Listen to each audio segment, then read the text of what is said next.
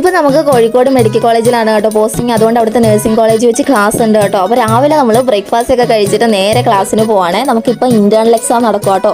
പണ്ട് ഫസ്റ്റ് സെമ്മിലൊക്കെ ഞാൻ വന്ന സമയത്ത് ഞാൻ ഒരു 3 ദിവസം മുന്നെങ്കിലും പഠിക്കാൻ തുടങ്ങും കേട്ടോ. പക്ഷെ എന്നാലും അന്ന് എക്സാമിൻ്റെ ദിവസം രാവിലെ ആകുമ്പോൾ നല്ല ടെൻഷനായിരിക്കും.